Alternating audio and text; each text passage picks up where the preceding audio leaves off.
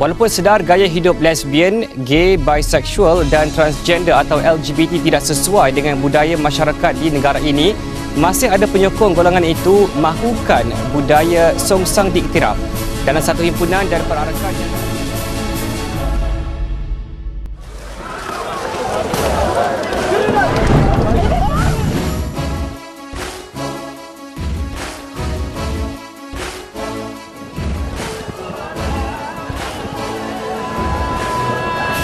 This is Istanbul Pride, currently in its 13th year. As usual, there was a heavy police presence as people gathered for the start of the event in Istanbul's iconic Taksim Square.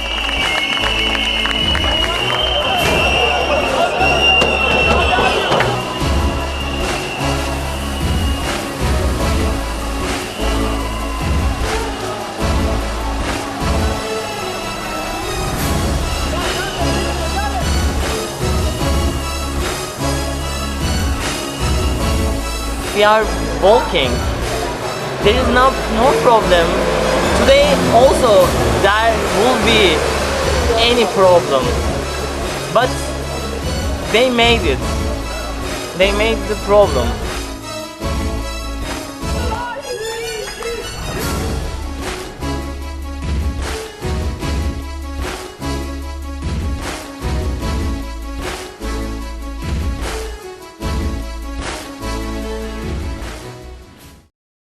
Hai, nama saya Nurul Amrina Fadilah binti Muhammad Fauzi dan saya akan membentangkan tentang pengenalan dan kesimpulan.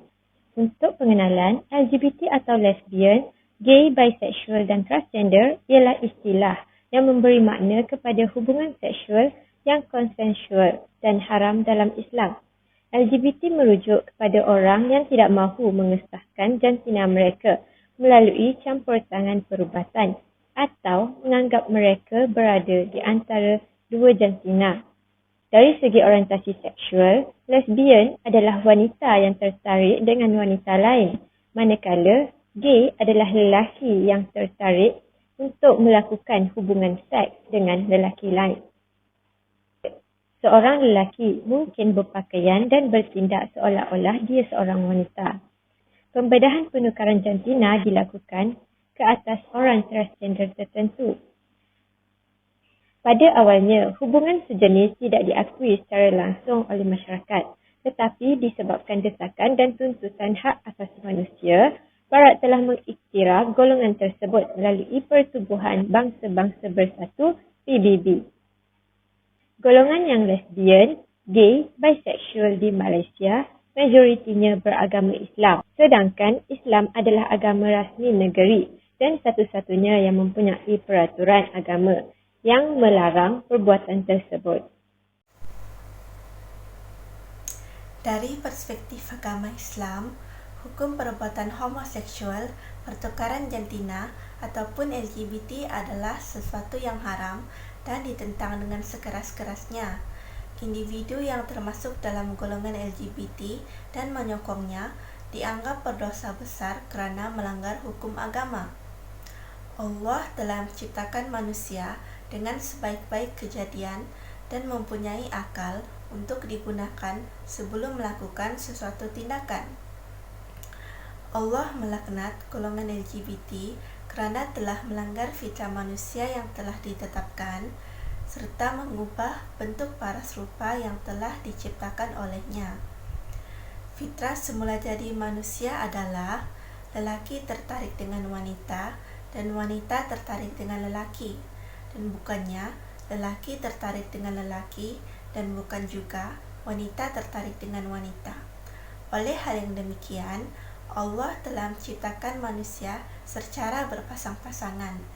Sabda Nabi SAW, Allah melaknat siapa sahaja yang melakukan perbuatan kaum Lut. Baginda mengulanginya sebanyak 3 kali. Peristiwa yang menimpa kaum Nabi Lut telah membuktikan kemurkaan Allah terhadap komuniti yang mengamalkan LGBT. Kaum Nabi Lut merupakan komuniti pertama yang mengamalkan LGBT di dunia. Allah telah menggemparkan kota yang didiami kaum Nabi Lut dengan gempa bumi yang dahsyat dan dihujani batu-batu yang menghancurkan kota tersebut serta seluruh penduduknya lalu meterbalikkan negeri tersebut. Laut Mati merupakan salah satu bukti kejadian yang menimpa peristiwa kaum Nabi Lut yang dapat kita lihat sehingga hari ini. Namun, pada masa kini, terdapat segelintir umat Islam yang bangga mengakui diri mereka sebagai golongan LGBT. Individu seperti ini termasuk di dalam kalangan orang-orang yang mempersendakan agama. Perkara seperti ini adalah dilarang sama sekali di dalam Islam karena mampu mencemarkan maruah Islam dan membuat agama lain memandang remeh terhadap agama Islam. Jelaslah bahawa Islam menentang dan tidak menyokong LGBT. Seterusnya, saya Muhammad Irfan Nakil bin Abdul Ghani akan membentangkan tentang LGBT dari perspektif agama Kristian. LGBT sangatlah dilarang oleh agama Kristian, sama ada Kristen Katolik ataupun Kristen Protestan. Hukuman mati boleh dikenakan kepada pelaku LGBT. Oleh kerana LGBT adalah perkara yang melanggar hukum Tuhan yang telah menciptakan lelaki dan perempuan. Kita dapat melihat buktinya di dalam Alkitab ataupun Bible, Imamat 18:12 yang mengatakan, janganlah engkau tidur dengan laki-laki secara orang tersebut dengan perempuan, kerana itu suatu kekejian. Di dalam Imamat 20:13 juga mengatakan, bila seseorang lelaki tidur dengan laki-laki secara bersetubuh dengan perempuan, jadi keduanya melakukan kekejian, pastilah mereka dihukum mati dan darah mereka tertimpa kepada mereka sendiri. Di dalam surat Paulus juga, Roma 1:27 mengatakan demikian juga para suami meninggalkan persetubuhan dengan istri-istrinya dan berkobar-kobar dalam hawa nafsu sesama sendiri, sehingga melakukan perbuatan keji laki-laki dengan laki-laki, dan kerana itu menerima balasan yang setimpal dengan kesesatan. Di sini dapat dilihat agama Kristian sangat melarang dan mengenakan hukuman yang berat kepada pelaku LGBT ini. Kita juga dapat lihat di dalam Bible yang terdapat satu kisah, yaitu kisah Sodom dan Gomora, yang kotanya telah pun dihancurkan oleh Tuhan disebabkan orang melakukan kekejian LGBT ini. Assalamualaikum dan salam sejahtera. Seterusnya saya Amirul Izran akan membincangkan perspektif LGBT dari segi agama Hindu. Agama Hindu merupakan sebuah agama yang tertua dan yang terawal sampai ke Malaysia sejak zaman kerajaan Kedah Tua. Dalam agama Hindu, tujuan utama kehidupan adalah untuk mencapai kebahagiaan di dunia dan juga mencapai moksha, iaitu kebahagiaan di akhirat kelak. Dalam agama Hindu, perkahwinan diistilahkan sebagai sebuah ikatan zahir dan batin di antara seorang lelaki dan juga seorang perempuan. Selain itu, perkahwinan juga adalah untuk bertujuan melahirkan zuriat sebagai penerus keturunan mereka. Perbuatan lesbian, gay, bisexual dan transgender tidak dilarang secara jelas dalam kitab suci agama Hindu. Walau bagaimanapun, dalam kitab Veda, ianya menyatakan bahawa terdapat karma kepada penganutnya yang melanggar nilai-nilai moral. LGBT merupakan sebuah perbuatan yang tidak bermoral kerana ianya melibatkan aktiviti songsang di antara lelaki dan juga perempuan. Oleh itu, penganut agama Hindu dilarang sekerasnya untuk melakukan perbuatan LGBT. Seterusnya, dalam kitab Dharma Sampati pula menyatakan sebuah perkahwinan meliputi dharma, iaitu kebahagiaan suami isteri. Selain itu, kebahagiaan suami isteri juga dapat dikecapi apabila suami isteri itu mampu melahirkan zuriat sebagai penyambung keturunan mereka.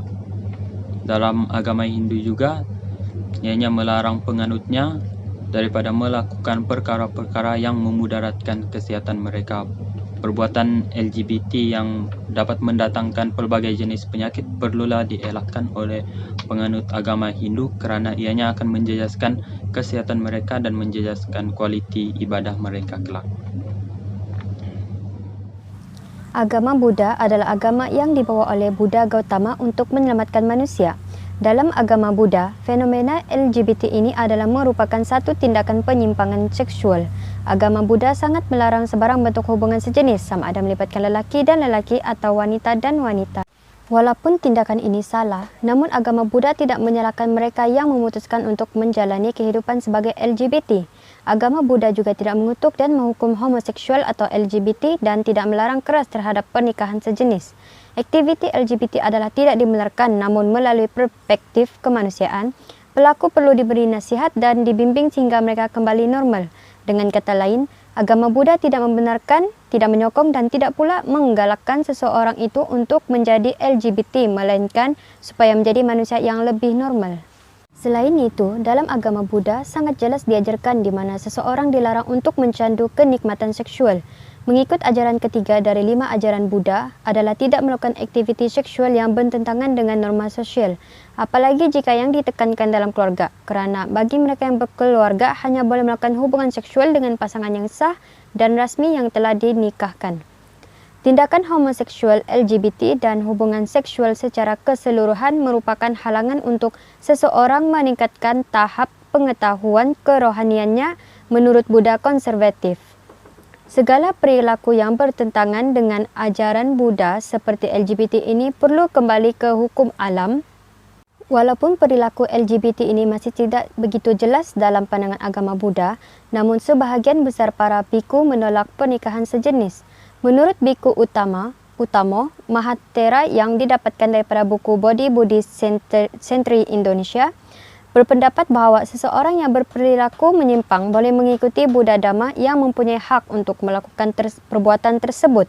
Hal ini kerana penyimpangan pada diri adalah sebahagian daripada keputusan diri sendiri. Begitu juga dengan pemilihan Buddha Dhamma yang merupakan keputusan daripada orang lain. Namun, lambat laun perilaku seperti itu dapat diperbaiki sehingga hilang kebiasaan sebagai perilaku yang menyimpang. Agama Buddha melihat LGBT ini adalah sebagai salah satu pewujudan karma masa lampau. Agama ini sangat meyakini di mana adanya hukum karma atau hukum-hukum sebab dan akibat. Namun seseorang LGBT itu tidak dianggap baik ataupun buruk, melainkan bagaimana ia menjalankan kehidupannya sama ada secara baik ataupun buruk bagi sesama manusia. Seseorang itu tidak berhak untuk menghakimi atau merendahkan sesama manusia, termasuk kaum LGBT. Semua manusia, tidak terkecuali kaum LGBT, menyadari bahawa hukum karma dan memahami bahawa hidup seseorang manusia itu tidaklah sempurna. LGBT yang dilahirkan kerana karma buruk masa lalu hendaklah diterima dalam masyarakat seperti mana orang-orang yang cacat dilahirkan. Dalam agama Buddha, perilaku seksual yang menyimpang adalah disebabkan perilaku seks terhadap pembentukan seseorang yang masih di bawah pengawasan orang tua, guru-guru, orang yang menjalankan sila dan vinaya serta hidup brahmacharya. Kehidupan seseorang masyarakat itu akan hina keberadaannya jika melanggar hukum Buddha seperti penzinahan. Dalam agama Buddha ini, hubungan seks perlu dilakukan dengan cara yang betul dan tidak bertentangan dengan agama. Assalamualaikum dan salam sejahtera. Seterusnya saya akan membincangkan LGBT dari perspektif hak asasi manusia. Hak asasi manusia atau dikenali sebagai hak mutlak individu merupakan hak yang dimiliki oleh seseorang seperti yang termaktub dalam perlembagaan sesebuah negara. Hak asasi manusia juga boleh dikenali sebagai harga diri seseorang. Dalam dasar ini, ianya menuntut agar setiap manusia di dunia diperlakukan secara adil dan juga sama rata. Hak asasi manusia adalah berbeza mengikut tempat dan budaya masyarakat di tempat tersebut. Seperti contoh, budaya barat adalah tidak sesuai dilakukan di negara-negara timur ini. Contohnya dalam penerimaan LGBT.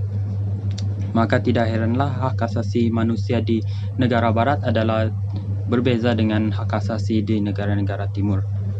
Contohnya, negara Malaysia merupakan sebuah negara yang mempunyai berbilang kaum dan juga agama. Oleh itu, sebuah perlembagaan haruslah dibentuk agar melancarkan lagi sektor pentadbiran sesebuah negara itu. Dalam hak asasi manusia di Malaysia, ianya menolak sekeras-kerasnya perbuatan LGBT kerana ianya adalah bertentangan dengan agama-agama yang terdapat dalam Malaysia. Dalam agama-agama di Malaysia, mereka bersepakat bahawa fitrah perkahwinan itu hanyalah di antara seorang lelaki dan juga seorang perempuan. Selain itu, perbuatan LGBT adalah menyimpang dengan norma-norma masyarakat tempatan dan ianya juga melibatkan isu agama dan isu budaya masyarakat tempatan. Dalam Perlembagaan Malaysia Perkara 11, ianya menyatakan bahawa setiap rakyat boleh mengamalkan ajaran mereka selagi mana ianya tidak melibatkan kesehatan awam dan tidak melanggar nilai-nilai moral. Seterusnya, apa sekiranya kita melihat pada hak asasi manusia di negara barat membenarkan aktiviti LGBT dilakukan kerana mereka menganggap bahawa tiada diskriminasi dan kriminalisasi terhadap pilihan seseorang manusia itu. Puak-puak LGBT di Malaysia sering meminta hak yang sama rata seperti yang dilakukan oleh negara-negara barat.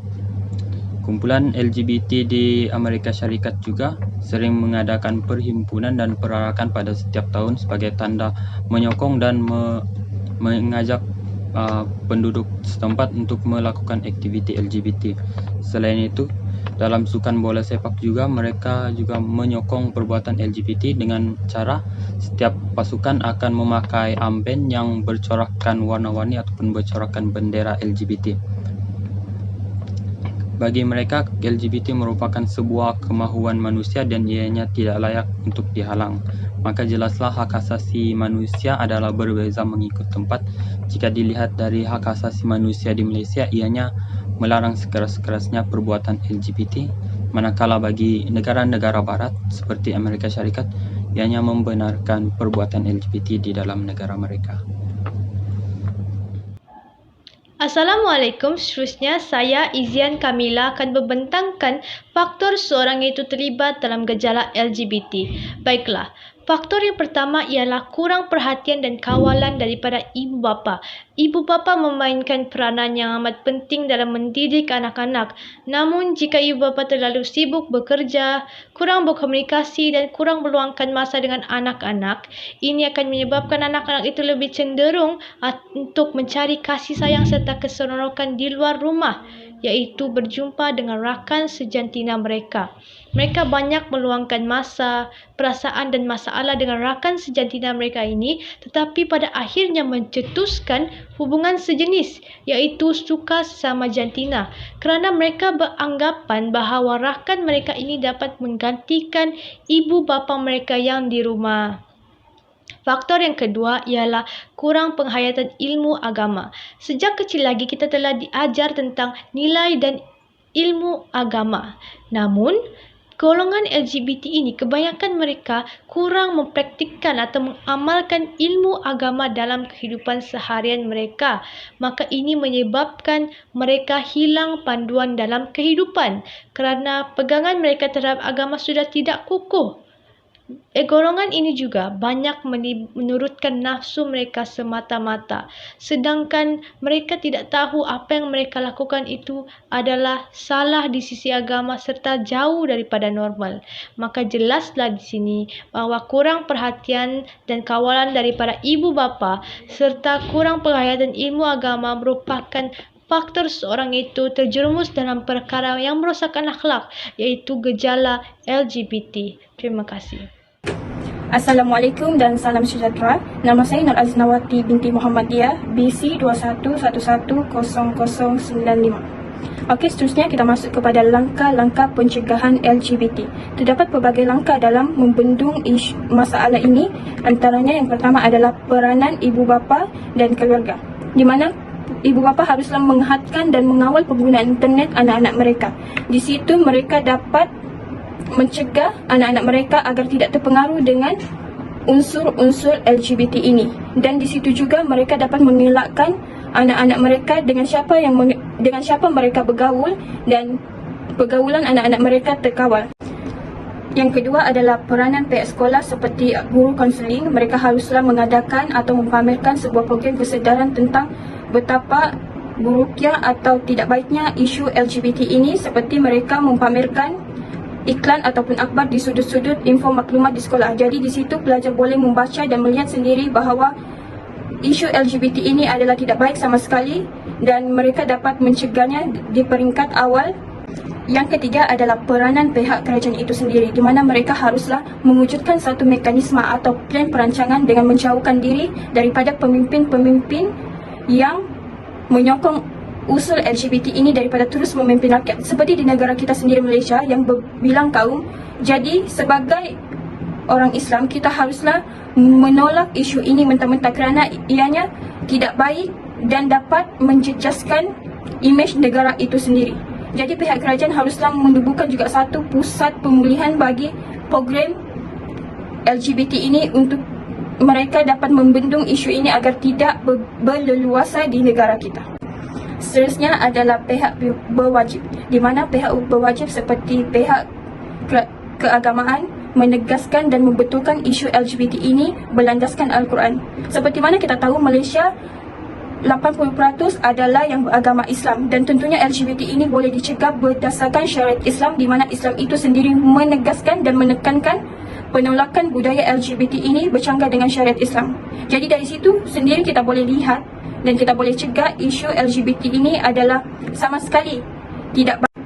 Yang terakhir sekali adalah pihak masyarakat dan juga individu itu sendiri, di mana mereka haruslah memberikan nasihat dan mengadakan program kesedaran kepada individu-individu yang terlibat dalam isu LGBT ini, dan mereka juga menjadi rakan mereka untuk mangsa LGBT ini sendiri berkongsi masalah mereka hadapi, dan juga mereka sendiri bertanggungjawab untuk memberi nasihat kepada mangsa-mangsa LGBT ini. Jadi dari situ kita dapat mengelakkan dan membendung isu LGBT ini agar tidak terus-menerus merosakkan masa hadapan mereka. Dan juga individu sendiri haruslah bijak dalam memilih rakan sebaya. Jadi mereka tidak terjebak dalam budaya songsang LGBT ini.